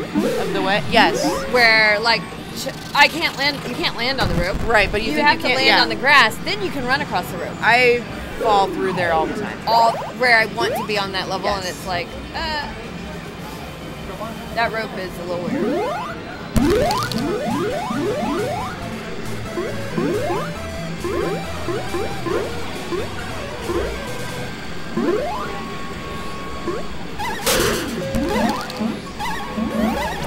We've got a lot of bears going on. This is interesting. Yeah. No warriors yet. So, I love trying to do. Oh my god, completely unrelated. This mead that I have is delicious. Is that from Meridian Hive? It is. It's a Meridian Hive. Wow. Did Let you me know guess. that they're donating the money? What? Yeah. You're doing it for the kids. I mean, so this was $5.50. I knew it was on special. Yeah, it's all for the kids. And you're saying all of the money that I spent on this delicious mead is going to help sick children? All of Absolutely. That's insane. I get to have a delicious beverage and help kids.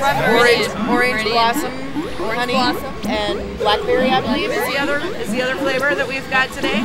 I have a feeling that just our team is going to sell them out. Yes. There will be none for the public. Get here fast if you want your mead. Yeah. We're up here. The stream's gonna get really interesting as we drink all the Yeah, as the day That's goes our on. trophy.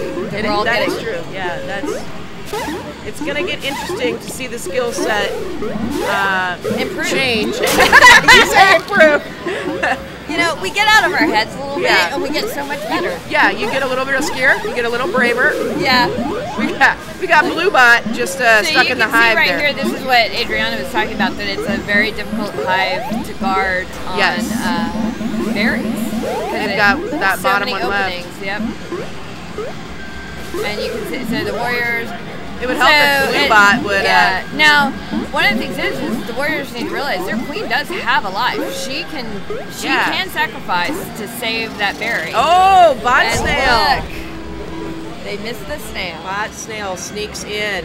So that's one of the things. Sometimes I see queens. Steven, is that some delicious Get meat really you have as well?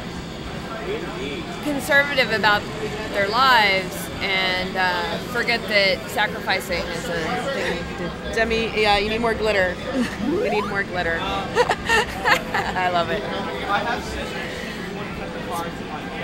You can never have enough glitter. Yeah. Could you bring me some glitter? Yeah. We need glitter. We probably need some I mean, the world 5-hour needs more glitter. 5-hour energy drinks. I'm guessing we probably need some of We those. can do that.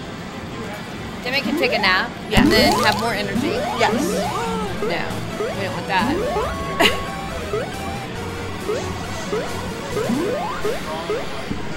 And Oh, quick kill. Yeah, who we got? Oh, we have like 4v, like two. Yeah. Yeah, Phil, get in there. They need. Yeah.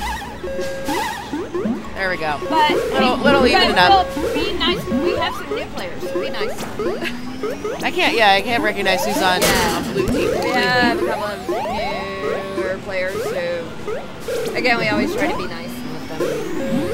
Try to figure things out. Yeah, if you talk to us at about 8 or 9 o'clock tonight, we may not be as nice as we are this afternoon. By then, most of the children will be at home. So the biggest thing that ever really helped me play the game was when you lose yourself, yes, stop moving and hit jump, jump, jump. So we're all right. Oh, we're gonna start running. So we're gonna open up a 2v2, and they are promoting it throughout the arcade. So maybe to get more teams signed up. 2v2, a little bit of random teams. Chris Steinberg is going to be organizing the 2v2 tournament.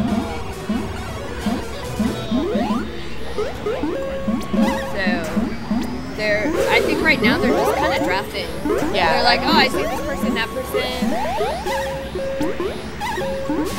We are very spoiled here. Wait, I think pinballs. actually what they're gonna do is they're gonna draw names. Oh, fantastic! By drawing names. Fantastic. We're very spoiled here at pinballs because the location is so large that we tend to lose each other throughout the night, and you can actually walk by each other several times and not even realize. With the rows of pinball machines and all the other games that we've got, you can practically get lost in here. And occasionally a group of us will sneak off and do tiny bowling. Yes. Which someone has to buy around. It's over. But it's a great stress relief game. You really, these little balls that are very heavy, and you get to throw them as hard as you want. Awesome. If you're feeling a little anxious on a Friday night, come play around. Get some aggression out. Yes. It is awesome. I like to use Speed Warrior for that as well. Yes. Just tap and kill everyone. Yes. All right, looks like we're organizing, getting some more people signed up for the tournament. We've got a lot of our regular players here. Our league nights are Friday nights, and we also do kind of a No Mercy Monday. So No Mercy Monday is really designed. They're not nice to new right, players. they are not nice. It's a night that's really not about teaching someone. Yes, it's merciless. Merciless. Yeah. Really, we look for M words. Yes. To put with the Mantis, invite. no Mantis Mercy. And it is where a lot more competitive. Well, they'll run series. They'll run a little. It's a little more tournament style. Our Friday night league nights, we really like to keep recruiting. Yeah, we do a lot of recruiting. Get a lot of. It's a lot more about socialization and having fun playing the game. And Monday nights are brutal. Yes. I tend to skip Monday nights. Yeah. Because mainly because it's a school night and I can't stay out late. Right. But they sometimes. And also because my berry and snail game just can't compete with their warrior games. Absolutely. It's like, also, I have feelings that Right. Yeah. So dying Mondays are over not and designed for over again. feelings. There is a moment when somebody death starts to hurt. Yeah, absolutely. There was one night that I had lost 9 games in a row. I had switched teams in the meantime. And how many times did you die in those 9 games? I don't even know. And I just finally was like, it's time for me to go home, and I walked out. I was a bit of a sore loser, but when you start getting a little passionate about the game, those hurt. The losses really start to hurt, especially when they pile on. I may or may not have confronted someone who killed me a lot after a game on the other side. What are you doing? I mean, they should respect bears. They should a little bit, yeah. Respect the snail riding berry on collectors. Fridays, yeah. Mondays, not so much. So that's, like I said, that's why I stay away from Mondays. But they run a great team on Mondays. We always have plenty of people show up. It's great to see the Austin scene really come as far as it has. I've only been around, or I joined the scene probably in March or April, somewhere in there, and I think we've gained at least 100 members since I joined. Yeah, I think I joined right around 240, and I think we're at 330, 325, somewhere in there for members in our group. By the way, if you're interested in joining the group, all you gotta do is go into Facebook, do a search for Killer Queen ATX. It's a public group. We've got all kinds of announcements for the events, and we like to post funny pictures, everything about bees. If you ever want to learn anything, you can find that. We also had people who came into town for a random, a business trip or whatever. Yeah. And we will get a group together in the middle of the week. Absolutely. And come play the game. Yeah, that's one of the great things. We rally very quickly. So if you are in town visiting, hit us up on Facebook, and we can get a team together in probably less than an hour. Where you can at least have a full cab. Yeah, and we'll rally. Lovely personality is going to be That's fine. I mean, if someone doesn't mind having a berry runner, yeah, we'll figure out. I could play like a bot. I'll run the berries. Why not? So, are we gonna tap out the other bots and just, or we're gonna let the bots go? Okay, that's great. That helps. I can blend in with the bots. I keep smelling pizza as it walks by through all the party rooms, and I really want some pizza. And they actually make a really good pizza at Pinballs. It's not something. Chaka-waka. Chaka what? It's not like the other arcades that you may have been to. It doesn't feel like you're getting a frozen pizza that's heated up in the microwave. Right. It's actually no. They're. I like their pizza rolls as well. Right. I think it's almost time for mozzarella sticks. I think. Probably. You might be hungry. Did you see the brick oven that they have to make the pizza? Yeah. So I need to tour the kitchen. I think. Like they don't. So they definitely don't microwave. It is fun watching them though, because you can sit at the bar and they've got the kitchen window that you can just check everything out and see how it's going. Delicious food, delicious drinks. I don't even know. I want to say how many on tap craft beers. I went over 40. Yeah, 70? there's a lot, I don't know. and it's a lot of local. Yeah. Very amazing beer selection for sure. And then we have someone in our group that he forgets that we have so many great beers and orders what, a Coors Light. Yeah, we've got that Coors Light drinker. I think his name is Josh Bird. I believe Josh Bird. Yeah, that's the name. Yeah, Josh Burt and his Coors Light. I think you might be right. Yeah. I think he does forget about the delicious craft beer. Of course, It's today made though. locally or at the meadery. I was going to say that today we've got some great Meridian Hive. I've had it here before. I've yet to visit the meadery. I think it's a meadery. Yeah. That's what we were earlier. Is it a cidery too? It's a meadery. Yeah. And a cider. Like a cidery? what makes cider? Is it cidery?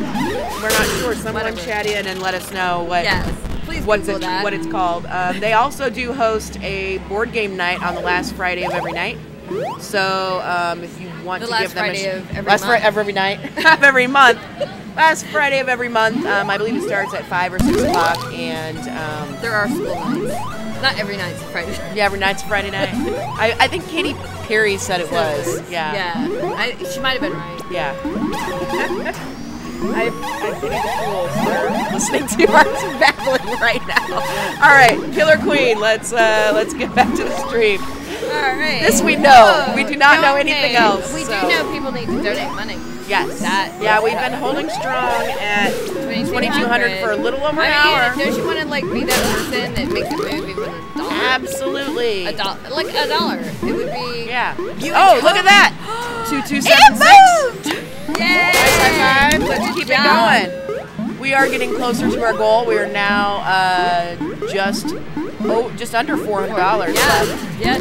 That moved us I think right we there. can. I like that they went to the 6 so that we would definitely surpass the 4. Yes. Yeah. I'm not sure where the goals came from. We also do have a couple of cash donations here as well. Right. We've got some fantastic photos. If you follow us on Facebook, you'll see that we took a great group photo for the Halloween costume contest here at Pinballs. That was so much fun.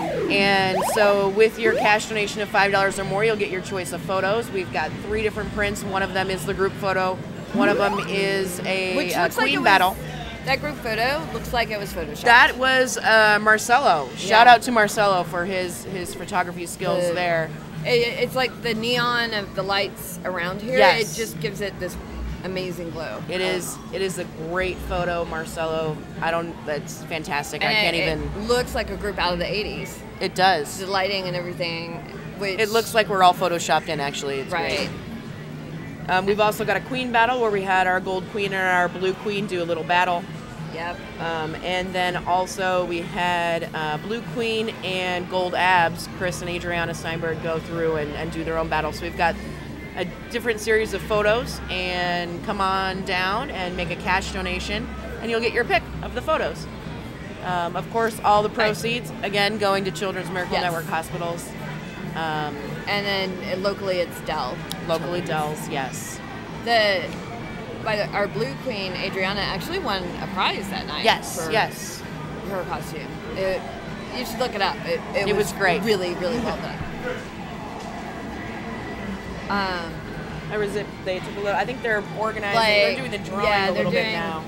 Maybe this would be a great time for Jonathan to come play the video that tells all about it. Yes, if I could work Jonathan's computer. Could you go find Jonathan? I will be happy to. Here. If you want to go find I'll go find him, Jonathan. I think it's a great time. I will. So anyway, when we're gonna get this video going, and then we will come back to a 2v2 tournament, and no one is picking teams. The teams are being randomly drawn. So someone's going to be forced to play with me.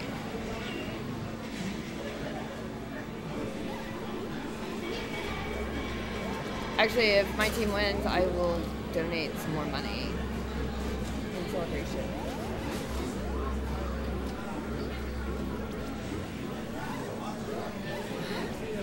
Huh? Is the Dark Ride available?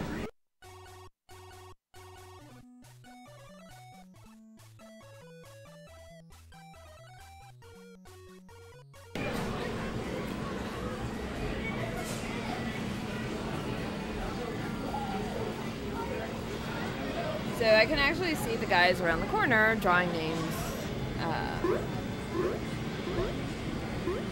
And what we're doing today is raising money for Extra Life.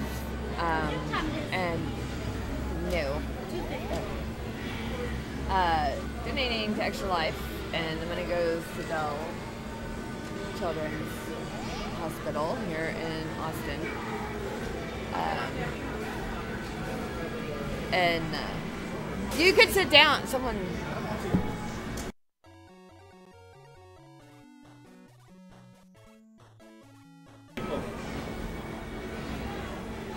Anyway, so please click on the link and donate a little bit to Dell Children's through Extra Life.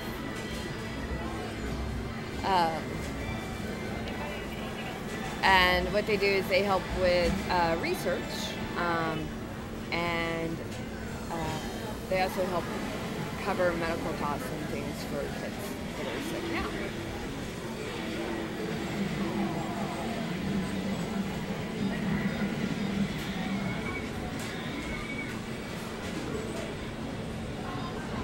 So when we do the 2v2, it will be, I would imagine that most people are going to warrior up and not let the bots, and then just fight the bots. Wait. I think Lance is coming to join us. Yeah. Yay. Not gonna lie, I'm a bit worn out. Like, right? Between last night and today. Yeah, I'm totally ready for the 2v2. I'm really curious. Have they drawn the names yet? I don't think so. That's gonna be exciting. Yes. I hope I get Josh. Josh and me, we work really well together. I feel like. Whenever I first started playing, Josh basically coached me. Like, it's really awesome. So whoever I have to play with, I'm gonna hang out with the bots. You're just gonna chill with them.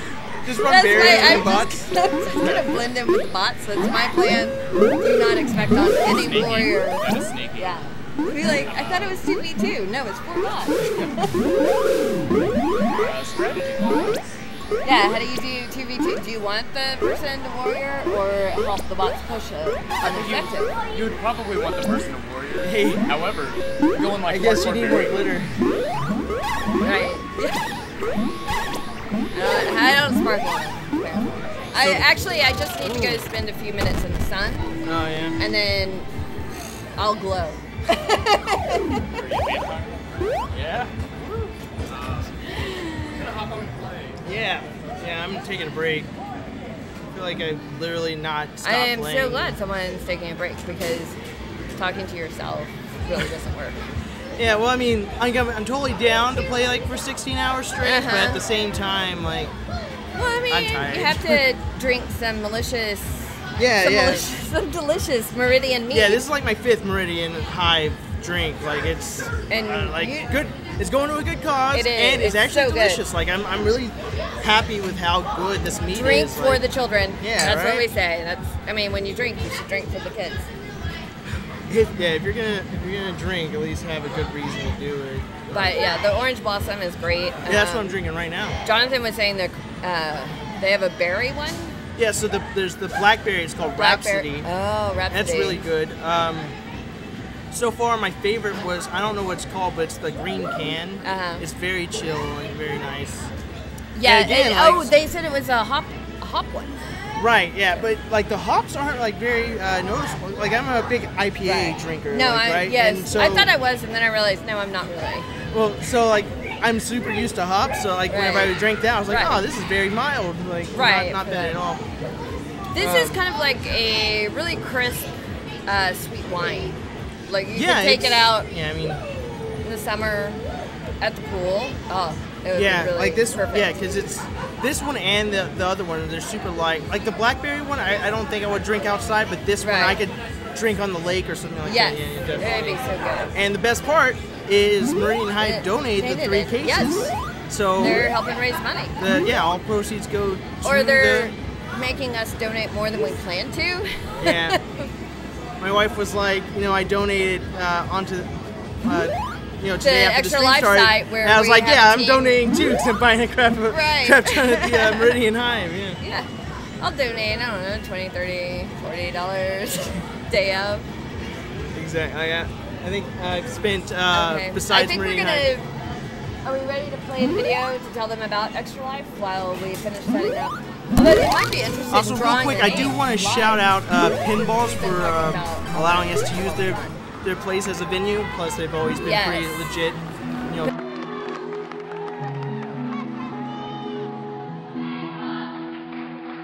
She was the flyer. She's the one that they would, get and throw into the air. She was this cute, petite, tiny little girl with just a head full of long blonde hair. She wasn't afraid of heights. In fact, she wasn't really afraid of anything. We had noticed she had just gotten weak. I said, "What's the matter with you?" I said, "You're a tumbler. You can tumble and do backflips." It progressed from that to she fainted a couple times. So I took her into the doctor the next day, and they immediately sent us to Texas Children's Hospital. She was just, from the moment I met her, she was about 11 years old, she just had a sort of magical presence about her, and nothing would keep that girl down. Victoria was diagnosed at the age of 11 and a half with acute lymphoblastic leukemia. In today's world, we cure, go away forever, about 80% of children. In 1965, we cured 5% of children. So the improvement is unbelievable. And Victoria actually had a particular subtype of ALL that the cure rate should have even been better than that. Victoria's treatment was to take 2.5 years. And at the end of 2.5 years of chemo, Victoria was to be finished with her treatment. Okay, thank you. Now I'm going to hand this over to Dr. Frickback and see what she has to say. Well, what's your name again? My name is Bunny McBunkbunk. Well, Bunny McBunkbunk, today our breaking story is about a little dog named Arfie. First time I met Victoria, we were doing a radiothon at a radio station in Houston, Texas. She was very full of energy and was already considered a long-term survivor of leukemia. At the end of 2.5 years, when Victoria's treatment was over, they performed another spinal tap and a bone marrow test. Joellen called me and she had just the worst news ever, and that is that Victoria's cancer had returned. Victoria at that time decided she was going to fight and entered the hospital for what would turn out to be an extremely long stay. And he asked her at that time, he said, "Victoria, do you like to play video games?" She said, "I love to play video games." So I put the word out to a website that I worked with called Sarcastic Gamer, and the online community responded in droves. What I expected to be a couple of games that might come from here and there instead turned out to be things coming from all over the world. So much so that it became sort of overwhelming. Tori had to end up giving it away to other kids who were also stuck in the hospital. And she made it through, and 9 months later, she relapsed again. So this was 3 times she was told that she had cancer. She couldn't be around other people that could have any infections. When she was out, she had to wear her masks. During this time, Victoria contracted a fungal infection, which is from a very low immune system, and she had little to no immune system left. And I asked her what she wanted for Christmas, and she said, "I'd really just like to get out of this hospital and go see Christmas lights. Christmas lights are something my family and I go see together all the time, and I can't even leave to go see Christmas lights." And after about 10 minutes, we rolled back upstairs to her room, and we had our picture made in front of a little Christmas tree. And I said goodbye. And that picture is one of my most prized possessions, because it was taken just moments before I saw my friend for the last time. And Victoria passed away before I could get back to see her.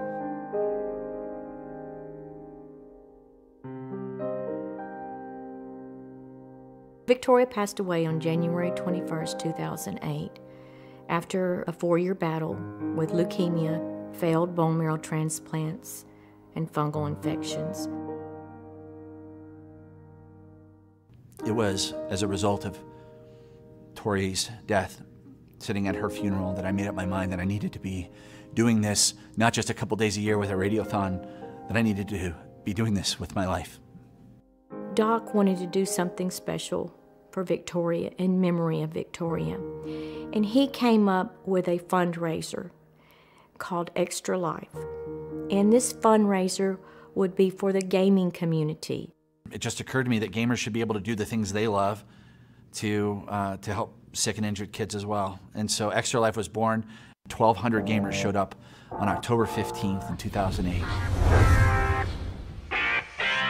With this year's Extra Life Gaming Marathon, we're helping save kids' lives. You don't even have to be a crime-fighting superhero.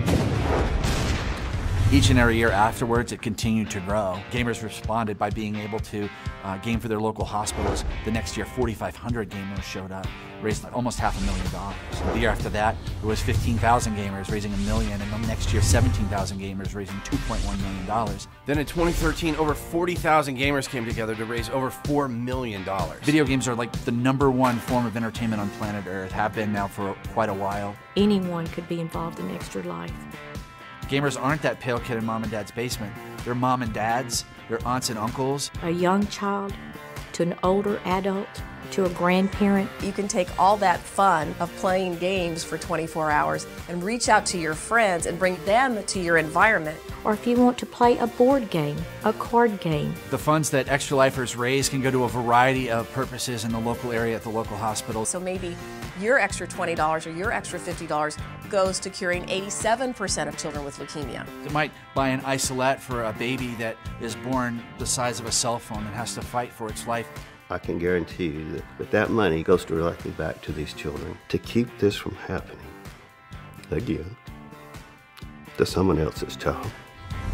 Getting involved with Extra Life is really simple. You just have to go to the website at extra-life.org, put in a few details in there, join a team if you'd like to, or create one. After that, it's as simple as fundraising with your friends and family. Let them know why you are doing this. They should know that the money you raise is going to stay local in your community.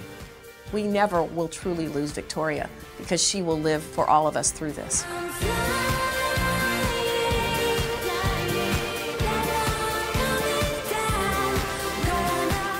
It started with a little girl in Orange, Texas.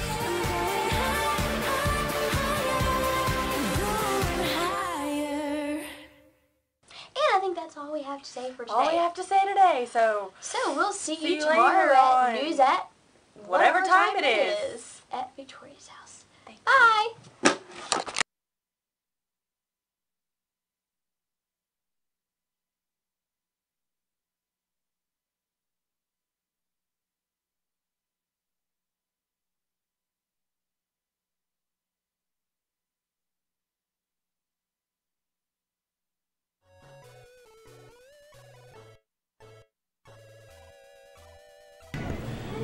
Welcome back, everybody. We are about to announce the teams for the random 2v2 tournament that we're about to run. Yeah, we have extra special bonus. You get to watch me eat pizza while Chris does stuff. Yeah. So this pizza was made by Pinballs. It's pretty good, actually. I was just talking about how delicious it is. They use I think a wood fire stove or whatever, hot stone wood brick oven. Wood brick oven. Yeah. Our wood-fired brick oven. Yeah, it's pretty good. It's pretty good. Anyways, we have 16 entries in here, so we will have 8 teams for this tournament. It's going to be, we're going to do single or double elimination, do you know? We're going to do double elimination. Okay. All right. So, you want to cut the deck for me? All right. The deck has been cut. There have been 2 witnesses. Steve's actually going to type into the chat all of the team matchups, or well, the teams themselves. So, all right, for the first team, we will have Juan, like right here, with Phil with 1 L. So Phil number 1, yeah, T-baller, Juan and T-baller. Steve's already doing it. Okay. You can enjoy your pizza. Awesome. For team number 2, we have Jamal with Phil double L. Both Phils out of the pool right off the bat. This will be fun. All right. For team number 3, we have Wilson and Jonathan. Awesome. For team number, what is that? 4. We have Terry and Josh. Okay. Team number 5, we have Adriana and Chris. Oh man, sorry guys. It's just fate. It's just fate. Hey, you saw it was cut. It was cut. It was cut. I feel like he rigged this. For the next entry, we have Demi and Anita. Are you sure this isn't rigged? I'm pretty sure. Next, we have Patrick and Steven. Patrick and Steven. Next, we have Lance and Jack. So those will be the teams. Nice. Well, since Chris and Adriana decided to cheat and get their teams together. Yes, we are on the team together. Get the random draw. I gotta tell you, that's not very lucky. I shuffled. Else. I was sitting here shuffling for like. No, I know. It's legit, but I had him that's cut the not good deck. for anyone else in the I guess that tournament. only splits up too. No, it's funny. Like he flipped Chris and Adriana, and then immediately after that he flipped Demi and Anita, and I'm just like, what? It's you and Anita. No, that's not. You want to trade? You want to trade with me? Can I trade? Yeah. You want Adriana, and I will take Anita. Yeah. Okay, that's I can fine. have Adriana? Yeah. I'm gonna tell her. Yeah, we're gonna switch. You said We're gonna she's coming switch. home with me, right? Yeah, she's gonna be your partner on All right, it. so we're So we're gonna switching, we're gonna switch. Adriana, Anita, We're gonna switch. and Chris. Yeah. Let's do that. Yeah. I think that'll be that's fair. like That'll be fair. You two against odds, really. It's very No, Anita's a good warrior. That's why I took her. Wow. Just kidding. Wow, I'm gonna remember that forever. She's like been practicing a lot. It's good. Anyways, so we're gonna make the bracket here shortly. Do we have like a challenge page or anything like that we can do? We have a challenge. Right, we're gonna set this stuff up. If people want to play to fill in time, we can do some random games. I'm gonna make another donation too. Oh, are you? Demi, you heard that here. Demi said that if she wins, her and Adriana win. Adriana did win the 1v1 Queen tournament. If Demi and Adriana win again, they are going to Demi is going to donate more money. So root for them and maybe donate to Demi and Adriana's pages to show your support. $5, $10 donations are accepted. So let's see. Can we create a tournament on this? That'll be fantastic. We're gonna try and make a challenge page for the 2v2 random tournament here, and once we have that, we will share the link for that in the chat. You should, if you want to start it soon, send Adriana. Wilson, you are on Jonathan's team.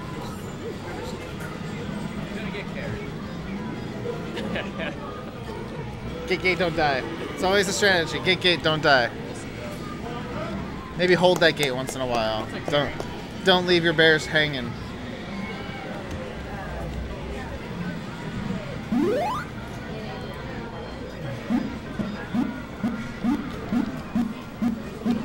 Okay. Yeah, I'm not. I think they're working on the bracket. Yeah, we're making a bracket now. I will commentate the streams for these random games that they're gonna play. Demi was saying that Adriana's still off getting. Yeah, Adriana's birthday is this weekend. Actually, it's on Monday. So wish her happy birthday on the stream. But she's going to go get cupcakes for us here. So if you're here, she's going to make she's getting some vegan cupcakes for everybody. So look forward to that around like 7 or 8 o'clock tonight. Wait, she's going to make them? No, she went to go get them right now. It's like Capital City Bakery. So I think it's Capital City where she's getting it from. Don't quote me on that. Oh, I guess they can quote me on that. It's on the stream. It's one of the vegan cupcake places. I'm not sure which one. Okay. Yeah, vegan cupcakes are good. You should try them. They don't taste all that different from regular cupcakes, so why not?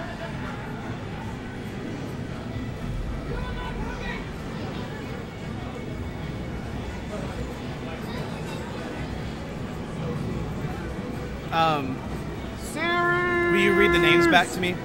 Oh yeah, sure. So again, for team number 1, we will have Juan and Phil, or some of you know him, Track Baller. Maybe put like T-Baller in parentheses. I'm gonna put track. Track. All right. All right. So team number 2, we have Jamal and Phil Double L. Team number 3, we have Wilson and Jonathan. That. Yep. team number 4, we have Terry and Josh. Team number 5, we have Adriana and Demi.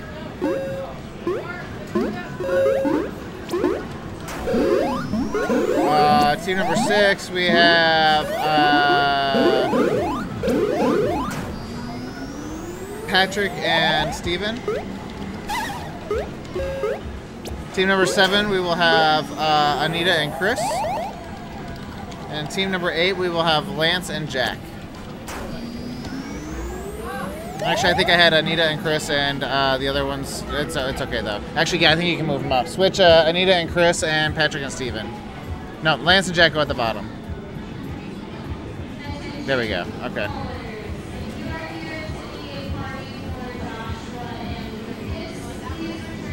Okay, I think right now they're just kind of doing a warrior-only game, kind of messing around. I'm not sure what's going on yet.